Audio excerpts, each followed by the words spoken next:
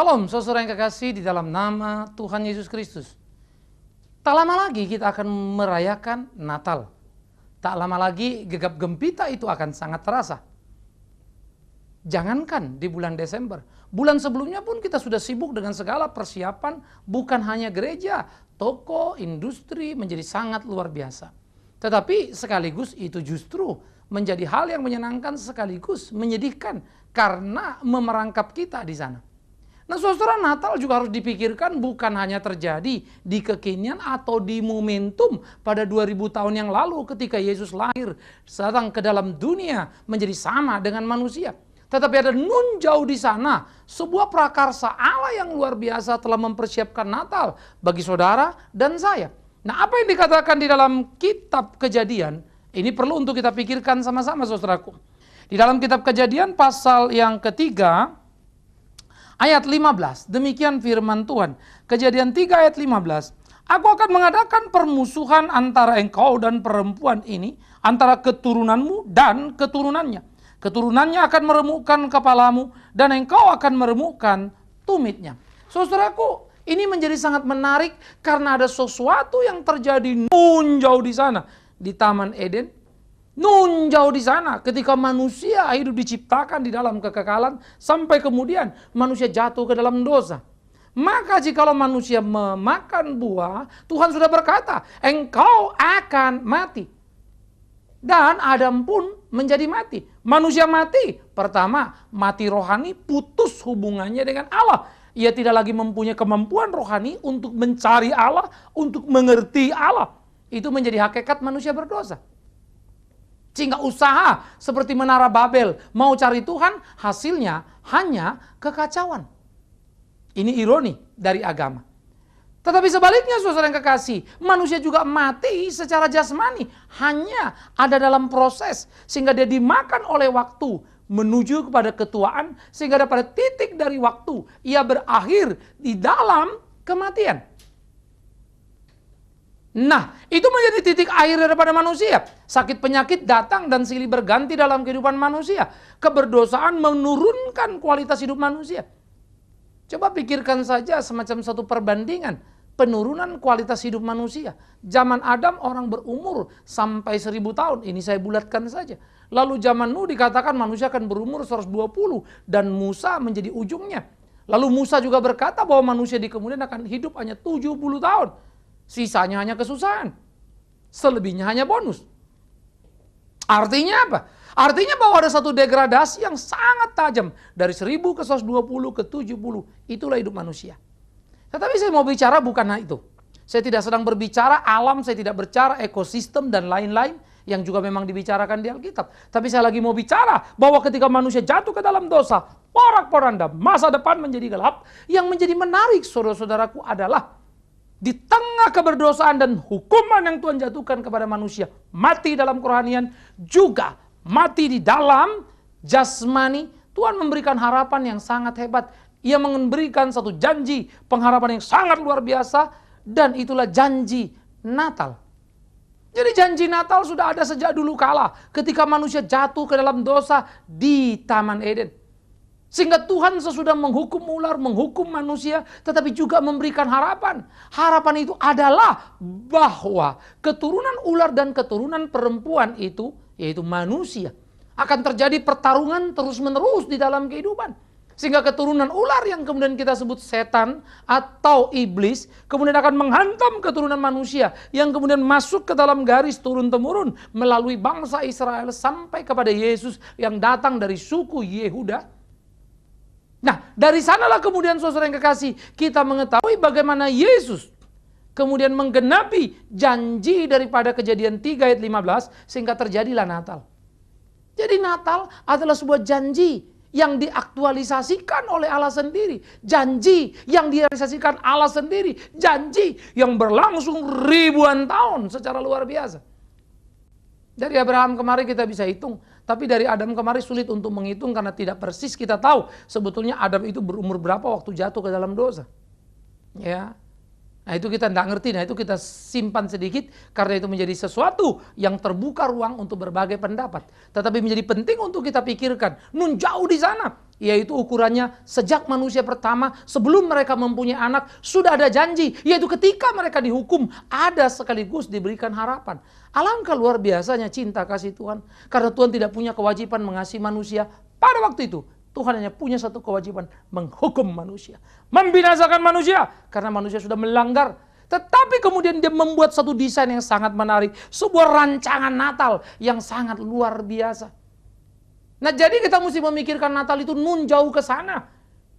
Natal yang diberikan ketika kita berbuat dosa. Natal yang diberikan ketika Adam secara representasi umat manusia mengadakan pemberontakan kepada Allah. Natal itu harus dibayar mahal oleh Tuhan Yesus Kristus. Dengan membuat sebuah perjalanan panjang dari surga yang mulia menuju kepada dunia yang fana, dunia yang hina, dunia yang rusak.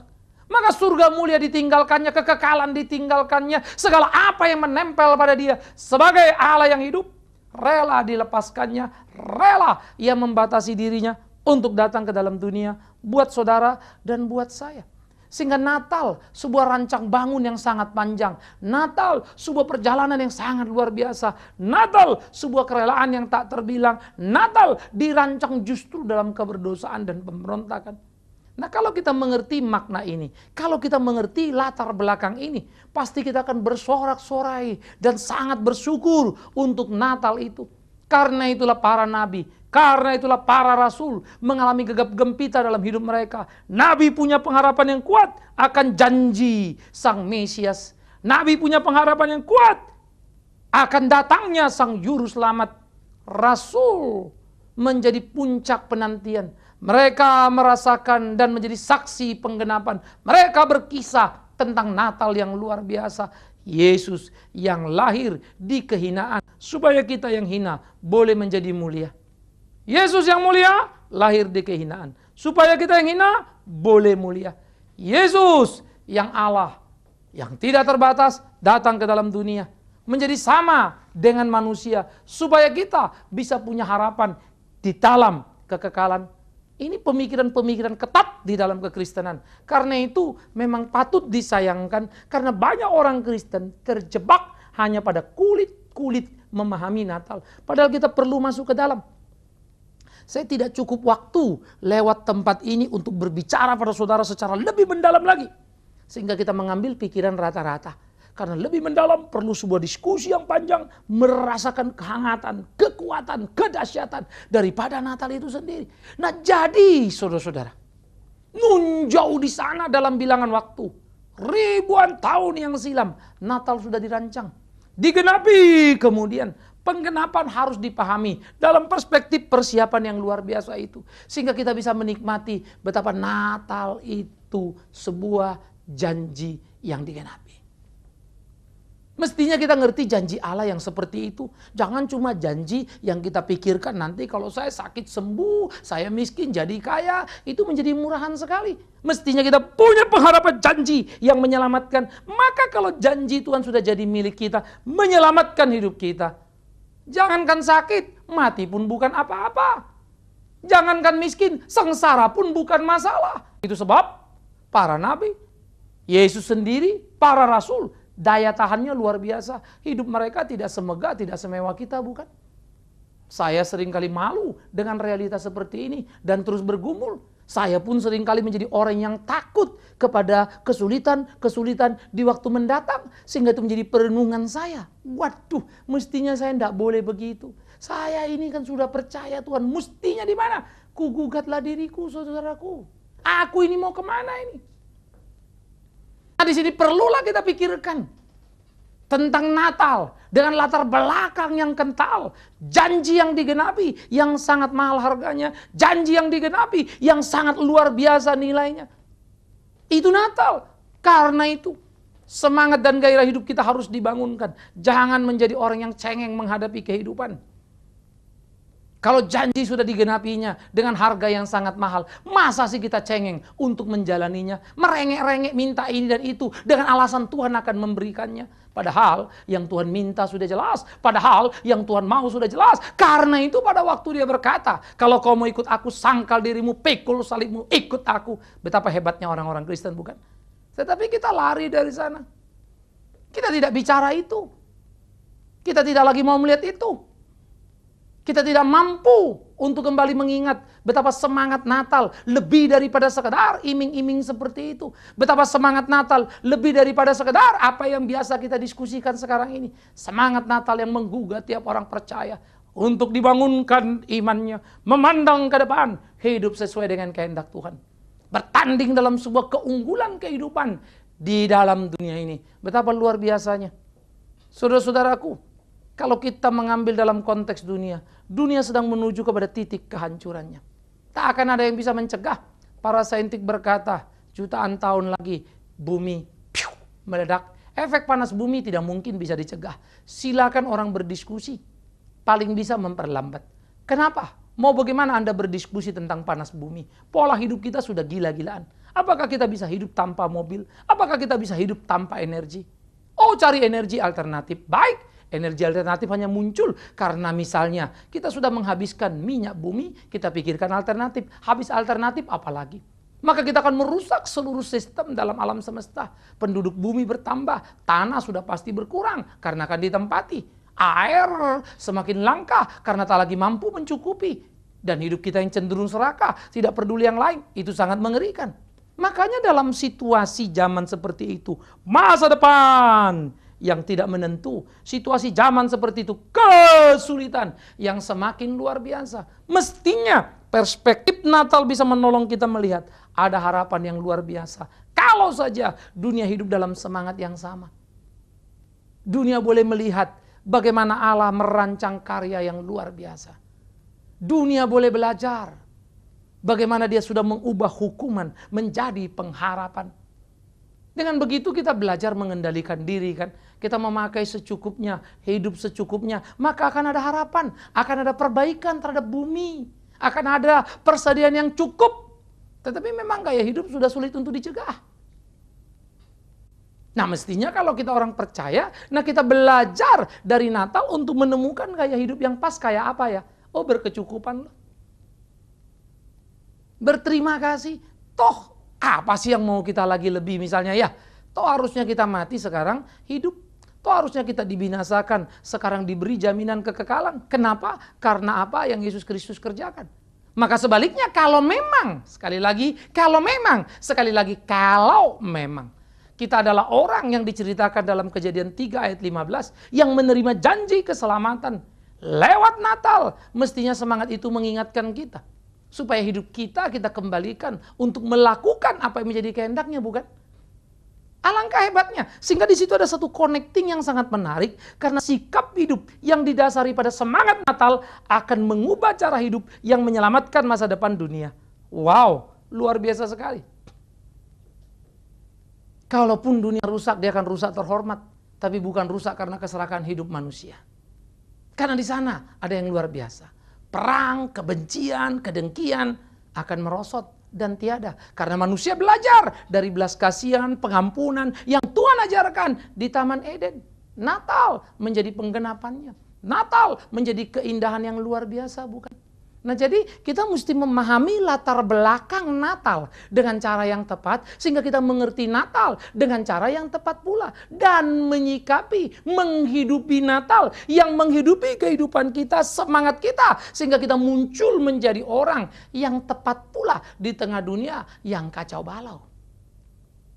Kalau saja semua kita seperti itu, alangkah indahnya dunia, bukan? Nah saudaraku yang kekasih, ini menjadi penting. Sebuah pemikiran-pemikiran komprehensif. Jadi Natal bukan hanya melulu ada di dalam tembok yang bernama gereja. Tapi ada di luar sana. Natal bukan melulu sekedar seorang pendeta yang berkhotbah seperti saya sedang berkhotbah hari ini. Tetapi Natal, tindakan yang nyata di luar sana. Kalau sudah bicara gini, izinkan saya sedikit sharing. Karena hati saya terus bergolak. Itu sebab kemudian saya dan rekan-rekan menggerakkan satu gerakan pendidikan di pedesaan untuk bikin sekolah bagi anak-anak desa. Kita berpikir hidup kita apa ya? Beri harapan buat mereka apa ya? Menolong mereka menemukan masa depan apa ya? Tentu supaya mereka pintar. Pintar pendidikan. Tapi pendidikan mahal, capek, dan terus menerus. Ya, kalau Tuhan Yesus sudah kerjakan hal yang luar biasa, apalah artinya yang kita kerjakan? Mana kita sempat bersombong diri, tapi justru bersemangat untuk bisa melakukan apa yang Tuhan mau lakukan sebelum Dia datang kembali. Jadi Natal harus diingat di dalam pengertian pertama tadi. Sudah dipersiapkan begitu luar biasa. Natal sudah digenapi dengan Yesus lahir, datang ke dalam dunia. Allah jadi manusia. Maka Natal harus dilakoni dalam wujud yang nyata di tindakan kehidupan kita. Berikut saya akan bicara tentang Natal dan damai sejahtera. Maka di sini kita berbicara tentang Natal dan perubahan, Natal dan pengharapan yang diberikan secara utuh. Sehingga Natal harus kita pahami sebagai sebuah janji yang digenapi, penantian yang telah selesai. Penantian berikut tentu ketika Yesus datang kedua kali sudah selesai semuanya, bukan? Karena itu camkan, maknai Natal dengan cara yang berbeda. Mungkin kita hanya terkurung pada titik 2000 tahun yang lalu Yesus lahir. Tahukah engkau jauh ke belakang janji itu sudah ada? Tahukah engkau jauh ke belakang Ia sudah merancangnya bagi kita? Tahukah engkau Ia membuat semuanya? Bahkan ketika kita berdosa dan sedang menerima penghukuman, Dia memberikan harapan. Bagi saya ini sebuah paradoks yang luar biasa. Dua hal bertolak belakang tetapi dua-duanya betul. Betul Tuhan menghukum, betul pula Tuhan memberikan harapan. Betul palu dijatuhkan, tetapi betul tangan diulurkan. Wow, ini Natal. Luar biasa, itu Natal. Pertemuan, penghukuman, dan harapan. Vonis, palu dipukulkan, tetapi juga tangan diulurkan. Nikmati Natal dalam kesungguhan. Hidup dalam kemenangan. Supaya kita tidak perangkap dalam kecengengan, kebodohan hidup. Di mana kita menjadi budak setan, dipermainkan oleh setan. Kesejatian pengharapan, janji yang digenapi, kita nggak punya.